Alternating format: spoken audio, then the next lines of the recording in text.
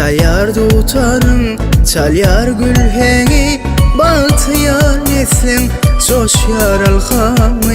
Karıştı vatan, bir taraf vatan. Tenşan şöhratın bu dünyada olsun.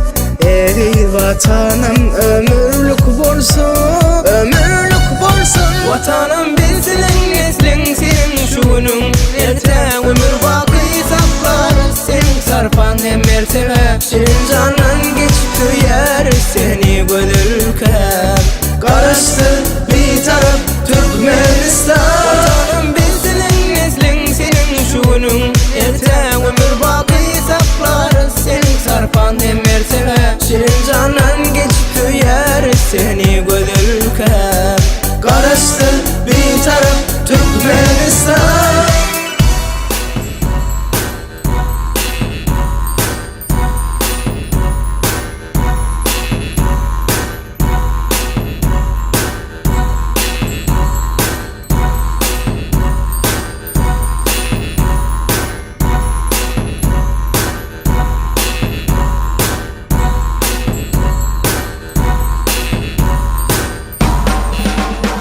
Erkana vatan, Gürkana vatan, hiç vakt solmasın güllerin vatan. Arkada kıymet ve yük lider mi? Baktı damana kalkın yar iller mi? Sen şan şöhratın bu dünyada olsun. Ezi vatanım ömürlük bolsun, ömürlük bolsun. Vatanım bilsin neslin senin şunun, erte ömür baki saklar senin sarpan hem mertebe. Şirin canın geçip yer seni gönülken.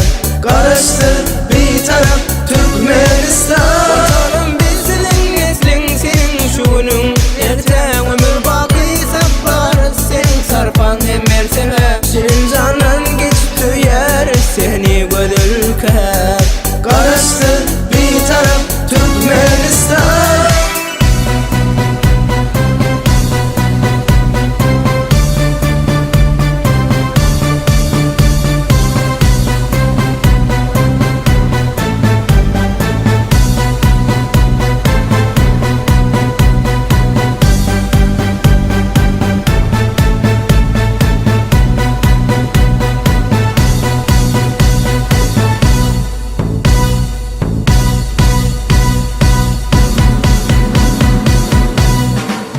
Vatanım bilsin neslin senin şunun, erte ömür baki saklar senin sarpan hem mertebe. Şirin canın geçip yer seni gönülken.